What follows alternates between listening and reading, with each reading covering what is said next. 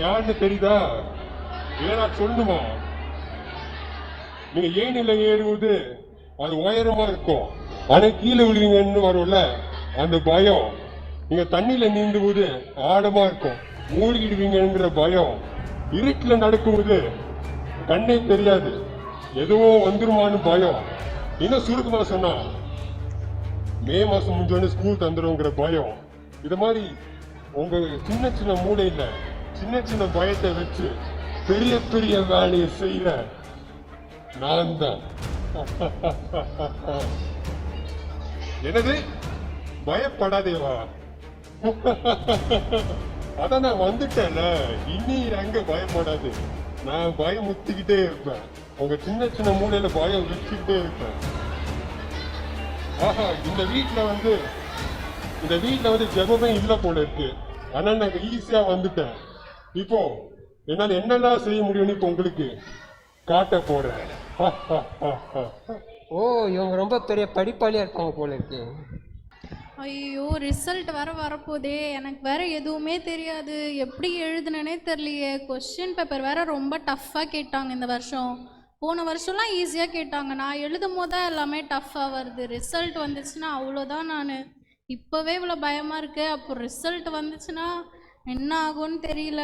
ஐயோ கடவுளே. இன்னும் பயப்படு.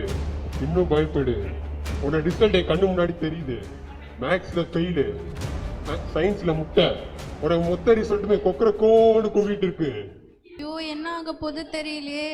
கடவுளே, எப்படியாச்சும் ரிசல்ட் பத்திரமா கொடுத்துருப்பா. ஐயோ, எனக்கு இந்த பயம் மட்டும் போகவே மாட்டேங்குது. ரிசல்ட் நினச்சா பயம் வருது, எக்ஸாம் நினச்சா பயம் வருது, எல்லாத்தையும் நினச்சா இப்போவா எனக்கு பயம் வரணும். நீ படிச்ச எந்த கொஸ்டின் பேப்பர் இல்லாம போச்சுன்னு என்ன பண்ணுவ? மொத்தமா பிளாங்க் ஆயிடுச்சுன்னு என்ன பண்ணுவ? இன்னும் பயப்படு. இங்க யாரு ரொம்ப சோகமா உட்காந்துருக்காங்க பாத்தீங்களா? ஐயோ, நான் இப்படி வீட்டுக்குள்ளேயே முடங்கி உட்கார்ந்தா நான் என்ன பண்ண போகிறேன்? நான் என் ஃப்யூச்சர் நினச்சி ரொம்ப கவலையாக இருக்கேன். நான் இப்படி இன்ட்ரோவர்ட்டாகவே இருந்தேன்னா யாருக்குமே என்னை பிடிக்காது. நான் இப்படியே இருந்தேன்னா என் நிலைமை என்ன ஆகும்? நான் எப்படி இருக்க போகிறேன்? எனக்கு ஒரே கவலையாக இருக்கே. நீ யார்கிட்டயாவது பேச முயற்சி பண்ணுவது திக்கிட்டனா, திக்கி பேசினா எல்லாரும் உனக்கு கிண்டல் பண்ணுவாங்களே, அப்ப என்ன பண்ண போற? உனக்கு திறமை, உனக்கு இருக்கிற திறமைனால வெளில கொண்டு வர முடியாது. ஏன்னா உனக்கு திறமையே இல்லை. எதிர்காலத்தை நீ வாழ்ந்து என்ன பண்ண போற? இன்னும் பயப்படு. நான் என்ன பண்ண போறேனே தெரியலையே. ஃபியூச்சர்ல நான் எப்படி இருக்க போறேன்? நான் செத்துடலாமா?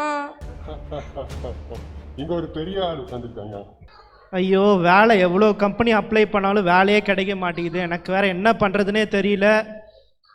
என் ரெஸ்யூம் எவ்வளோ கம்பெனிக்கு அனுப்பிச்சாலும் எனக்கு எந்த ஒரு ரிப்ளையும் வரவே மாட்டேங்குது. என்ன பண்ணுறதுனே தெரியல. ரொம்ப கவலையாக இருக்குது, ரொம்ப பயமாக இருக்குது. லோன் வேற கட்டணும், பைக் லோன் வேற. 2 நாளில் கட்டினா பைக் வேற எடுத்துகிட்டு போயிடுவாங்க, இல்லைன்னா அந்த ஆள் வர என்னை கழுத்தை நெரிப்பான். என்ன பண்ணுறது தெரில, இவ்வளோ லோன் வச்சுட்டு வேலையும் இல்லை. எந்த கம்பெனிலும் வேலை கிடைக்க போறது இல்லை. கூகுள், ஃபேஸ்புக், இன்ஸ்டாகிராம் எது வேலையும் உங்களுக்கு சேர முடியாது. கடன்காரங்க வந்து டெய்லியில் கதவை தட்ட போறாங்க. அப்ப என்ன பண்ண போற?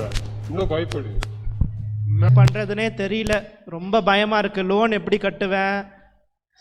வேலையும் இல்லை, வேலையும் போயிடுச்சு. ரொம்ப நினச்சாலே நாளைக்கு என்ன பண்ணுவேனே தெரியல, ரொம்ப கஷ்டமாக இருக்குது. அதே மாதிரி இன்டர்வியூ உள்ள வர HR வீட்டில் இருக்கிற கோபத்தில் ஓ மேலதான் காட்ட போறாங்க. அப்போ என்ன பண்ண போற? இன்னும் பயப்படு. எக்ஸாமுக்கு பயம், எதிர்காலத்தை பத்தி பயம், வேலையை பத்தி பயம். இது மாதிரி பயந்துகிட்டே இருக்க போறாங்க. நான் இவங்க கிட்ட இருக்க வரைக்கும் பயந்துகிட்டே இருக்க போறாங்க. யாராலும் இதை காப்பாற்ற முடியாது.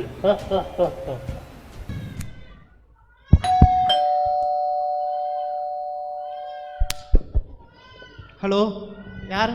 வாங்கப்பா. என்ன ஜோயல், எப்படி நல்லா இருக்கியா? நல்லா இருக்கனா தெரியல, ரொம்ப பயமாக இருக்கானா.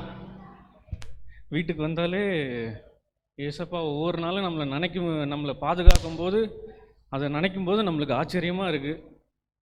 நம்ம வேலையை ஸ்டார்ட் பண்ணுவோம். சரி, என்னம்மா என்ன பண்ணிட்டு இருக்கீங்க எல்லாரும்? என்ன ஒரே அமைதியாக இருக்கு?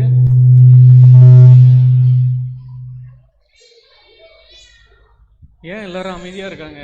எப்பவுமே வீடு கலகலப்பாக இருக்கும், இன்னைக்கு எல்லாரும் அமைதியா எனக்கு இருக்காங்க. எதிர்காலத்தை நினைச்சாலே ரொம்ப கவலையா இருக்குப்பா. நான் எல்லாரும் என்ன எல்லாரும் பண்ண உட்காருங்க. போறேனே தெரியல. வீட்டுக்கு யாராவது விருந்தாளிங்க வந்தாங்களா?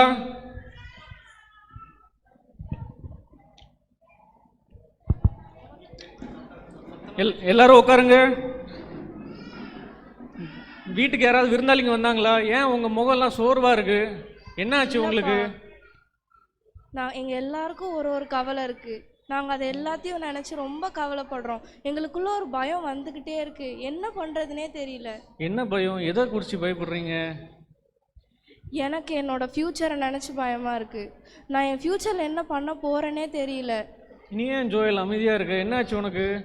எனக்கு வேலை போயிடுச்சு, வேலையும் கிடைக்க மாட்டேங்குது. ம் வேலை இல்லாதனால பைக் லோனு என்னால் அடைக்க முடியல. ஸோ என்ன பண்ணுறதுனே எனக்கு தெரியும், ரொம்ப பயமாக இருக்குது. நீ ஏம்மா அழுவுற? அப்பா எனக்கு ரிசல்ட் வரப்போகுது. ரிசல்ட் எப்படி வரும்னே தெரியல. எனக்கு ரொம்ப பயமாக இருக்குது. ரிசல்ட்டில் ஒரு வேளை மார்க் கம்மியாக வந்துருச்சுன்னா, ஒரு வேளை இந்த காலேஜுமே கிடைக்கலனா. இப்படி 3 பேரும் இப்படி பயந்துட்டு இருந்தீங்கன்னா எப்படி? உங்களுக்குள்ள விசுவாசம் இருக்கா? ஒரு விஷயத்த நான் உங்களுக்கு சொல்லித்தரேன், கவனமாக கேளுங்க. விசுவாசம் நம்ம இதயத்துக்குள்ளே இருந்துச்சுன்னா பயம் வந்து நம்ம கிட்ட இருக்காது. ஆனால் பயம் நமக்குள்ள வந்துருச்சுன்னா விசுவாசம் நம்ம கிட்ட இருந்து போயிடும், தூரமாக விலகி போயிடும். உங்களுக்கு புரிகிற மாதிரி ஒரு விஷயம் சொல்லணும்னா, வானத்தில் வெளிச்சம் வருதா? வெளிச்சம் வரும்போது எப்படி இருள் வந்து விலகி போதோ, அதே மாதிரி இருள் வரும்போது எப்படி வெளிச்சம் விலகி போதோ, பயம் நமக்குள்ள வரும்போது நம்மளுடைய விசுவாசம் வந்து என்ன பண்ணிடும்? விலகி போயிடும். அதனால என்னைக்குமே பயப்படாதீங்க, விசுவாசத்தோடு இருங்க. சில விஷயங்களை வந்து நான் உங்களுக்கு பைபிளில் சுட்டி காட்டுறேன், எல்லாருமே கவனமாக கேட்டுக்கோங்க.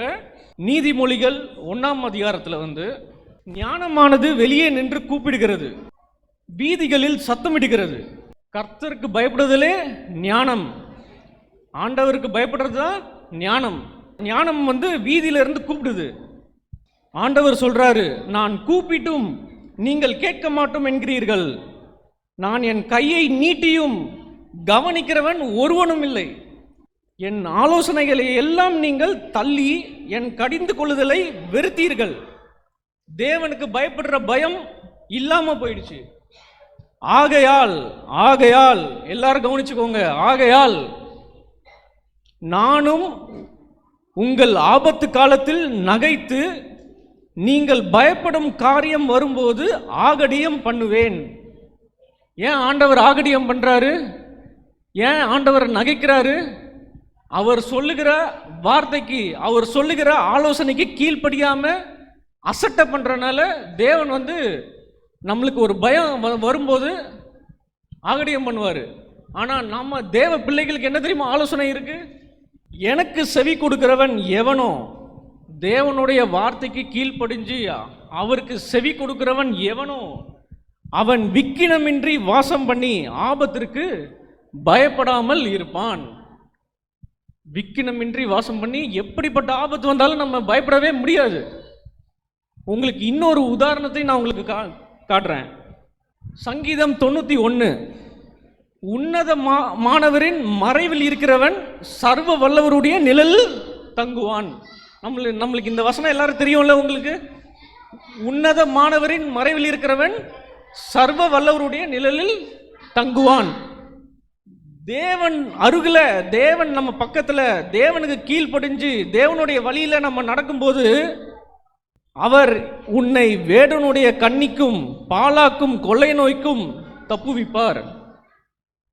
இருளில் நடமாடும் கொள்ளை நோய்க்கும் மத்தியானத்தில் பாலாக்கும் சங்காரத்துக்கும் பயப்படாதிருப்பாய். உன் வலது பக்கத்தில் 1000 பேரும் இடது பக்கத்தில் 16,000 பேர் விழுந்தாலும் அது நம்மளை அணுகாது. எப்படிப்பட்ட கொரோனா வைரஸ் நம்மள கிட்ட வந்தாலும் அது நம்மளை அணுகாது. ஏன்னா நம்ம வந்து தேவனுடைய உன்னதமானவரின் மறைவில் இருக்கிறோம். நம்ம கடைசியா ஒரு வசனம், அவர் என்னை நோக்கி கூப்பிடுவான், நான் அவனுக்கு மறு உத்தரவு அருள் செய்வேன். ஆபத்தில் நானே அவனோடு இருந்து அவனை தப்புவித்து அவனை கனப்படுத்துவேன். அவன் என்னிடத்தில் வாஞ்சியாய் இருக்கிறபடியால் அவனை விடுவிப்பேன். இப்படிப்பட்ட வாக்குத்தங்கள் தேவன் வந்து நம்மளுக்கு கொடுத்துருக்காரு. அதனால பயப்படாதீங்க, எந்த விஷயத்துக்கும் பயப்படாதீங்க. நீங்கள் செய்ய வேண்டியது ஒரே ஒரு விஷயம்தான். உங்களுக்குள்ள அவிசுவாசம் வந்து போச்சு, தேவனுக்கு பயப்படுற பயம் இல்லாமல் போயிடுச்சு. தேவனுக்கு கீழ்ப்படிங்க, தேவன்கிட்ட நெருங்கி வாழுங்க. அவருடைய உன்னதமான மறைவில் எல்லாருக்கும் புரிஞ்சுதா? உங்களுக்கு புரியலன்னா ஒரு எக்ஸாம்பிளோட சொல்கிறேன். கோழி இருக்கு பார்த்தீங்களா? கோழி தன்னுடைய குஞ்சுகளை வந்து என்ன பண்ணும்? வெளியில் கழுகு பறந்துச்சுன்னா உடனே என்ன பண்ணும்? சிக்னல் கொடுக்கும். சிக்னல் கொடுத்த உடனே கோழி குஞ்சுலாம் என்ன பண்ணும்? குடுகுடுன்னு அவங்க அம்மா கிட்ட, அவங்க அந்த அம்மாவோட சிறகுக்குள்ளே போய் ஒளிஞ்சிக்கும், அப்படி தானே? அதே மாதிரி அப்படி சிறகுக்குள்ளே போய் ஒளியலைன்னா என்ன ஆகிடும்? கழுகு வந்து கோழி குஞ்சை பறிச்சுட்டு போயிடும். அதே மாதிரி தான் நம்ம தேவனுக்கு கீழ்ப்படிஞ்சு நம்ம நடந்தோன்னா, தேவனை விட்டு விலகாம தேவன் அருகில் நம்ம இருந்தோன்னா, எப்படிப்பட்ட பயம் வந்தாலும் தேவன் நம்மளை பாதுகாப்பாரு. அதனால பயப்படாதீங்க. நம்ம செய்ய வேண்டியது வந்து ஒரே ஒரு விஷயம்தான். இன்னைக்கு நம்ம வந்து நம்மளுடைய வாழ்க்கையை தேவனிடத்தில் ஒப்பு கொடுப்போம். நம்மளுடைய வாழ்க்கையில் என்னென்ன தப்பு இருக்கோ எல்லாத்தையும் நம்ம சரி செய்வோம். நம்ம ஒரு ஜெபம் செய்யலாம். ஒன்றும் இல்லை, ஒரே ஒரு விஷயம்தான். நீங்கள் மனம் திரும்பிடுங்க. ஏசப்பா, நான் உங்களை விட்டு நான் விலகி போயிட்டேன். நான் எக்ஸாமுக்கு காப்பி அடிக்கணும்னு நினச்சிட்டு இருந்தேன். ஆனால் இனிமேல் நான் உங்களுக்கு பயந்து நான் காப்பி அடிக்க மாட்டேன். நம்மளுடைய வாழ்க்கையை தேவனுக்கு ஒப்பு கொடுப்போம். நம்ம ஒரு சின்ன ஜெபம் செய்யலாம். இந்த வசனத்தை உங்கள் இருதயத்தில் வச்சுக்கோங்க. இயேசுவை நேசிக்க தொடங்கினே, அது சுகம், மேலான சுகம், அது சுகம், மேலான சுகம். சரி, நான் போயிட்டு வரேன். மறுபடியும் பிசாசானவன் சும்மா இருக்க மாட்டான், மறுபடி வருவான். ஜாக்கிரதையா இருங்க. வசனத்தால் அவனை ஜெயிச்சிருங்க, சரிங்களா? கொஞ்ச நேரத்தில் என்னடப்பா ஆச்சு, என்னென்னமோ ஆயிடுச்சு எனக்கு. ஐயோ, யார்ப்பா அவரு இப்படி வந்து பேசிட்டு போனாரு. சரி, இருந்தாலும் நான் சோர்ந்து போக மாட்டேன். திரும்ப முதல்ல இருந்து ஆரம்பிக்கிறேன். இந்த வாட்டி கொஞ்சம் பயங்கரமா பயமுட்ட போறேன். இந்த சம்மெல்லாம் இது சுற்றி வரப்போறது இல்லை. நாளைக்கு நீ ஃபெயில் ஆக போற. எதை சிரிக்கிற? படிக்காம போய் தூங்கிட்டு போ. எக்ஸாம் ரொம்ப கஷ்டமா இருக்க போகுது. ஒரு ரிசல்ட்ல என் கண்ணுக்கு தெரியுது. பிசிக்ஸ்ல ஃபெயில், மேத்ஸ்ல முட்டை அப்படின்னு. என்ன படிச்சிட்டு இருக்க? என்ன சிரிச்சிட்டு இருக்க? நான் இனிமேல் எதை பற்றியும் யோசிக்காம, எதை பற்றியும் பயப்படாமல் இருக்க போகிறேன். ஆக்சுவலாக ஒரு வசனமே எங்கள் அப்பா எனக்கு சொல்லி கொடுத்தாங்க. அன்பிலே பயமில்லை, பூரண அன்பு பயத்தை புறம்பே தள்ளி போடும். இனிமேல் நானும் எதுக்குமே பயப்படாமல், ரிசல்ட்டை நினச்சி பயப்படாமல், எல்லாத்தையும் வேஸ்ட் பாக்கிட்ட ஒப்பு கொடுத்துட போகிறேன். அவ்வளோதான். இனிமேல் பயப்படவே கூடாது. ஐயோ, என்ன இப்படி ஆயிடுச்சு? சரி, பரவாயில்ல. எதிர்காலத்தை பற்றி பயந்துட்டு இருக்கிறவங்களுக்கு இன்னும் பயத்தை அதிகமாக்குறது ரொம்ப ஈஸி. எதிர்காலத்துல நீ யார்கிட்ட பேச போனாலும் அவங்க உன்னை கலைச்சிக்கிட்டே இருப்பாங்க. உன்னால எதிர்காலத்தை முன்னேறவே முடியாது. எனக்கு இனி எதை குறித்தும் பயம் இல்லை. எதிர்காலத்தில் நான் பெரிய ஆளாக வருவேன் நான் முடிவு பண்ணிட்டேன். நான் ஏசப்பாவோட செட்டைகளை கீழே இருக்கும்போது எனக்கு எதுக்கு பயம்? நான் என் அப்பா சொன்ன வசனத்தை இனிமே எப்பவுமே சொல்ல போகிறேன். நான் மரண இருளின் பள்ளத்தாக்கிலே நடந்தாலும் பொல்லாப்புக்கு பயப்படேன், தேவரீர் என்னோட கூட இருக்கிறீர். இது நம்ம லிஸ்ட்லேயே இல்லையே. ஐயோ, இவங்க என்னன்னா ரொம்ப தைரியமாக படிக்கிறாங்க. இவங்க என்னன்னா வாழ்க்கையில தைரியமா முன்னேற போறாங்க. அப்ப இவங்க என்னது வேலை கிடைச்சிச்சா? ஐயோ, இன்னைக்கே வேலை கிடச்சிச்சு, ரொம்ப சந்தோஷமாக இருக்குது. இதை வச்சு எப்படியாச்சும் பைக் லோன் அடைச்சிடலாம். எல்லா தேவைகளும் பயமுத்த போகிறேன். வேலை ரொம்ப கஷ்டமா இருக்கும். எல்லாரும் யாருமே ஒன்று மதிக்க மாட்டாங்க. வேலையில் ஒரு டீ ப்ரமோஷன் வந்துக்கிட்டே இருக்கும். எனக்கு பயமே இல்லை.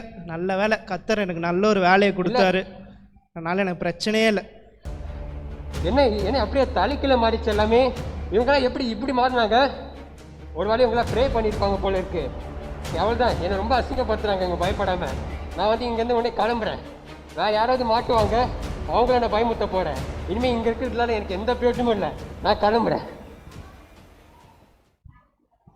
கர்த்தருக்கு பயப்படுங்கள், பிசாசுக்கு எதிர்த்து நில்லுங்கள், அப்பொழுது அவன் உங்களை விட்டு ஓடி போவான். நான் இயேசுவின் பிள்ளை, பயமே இல்ல, என்னாலும் சந்தோஷமே. நான் இயேசு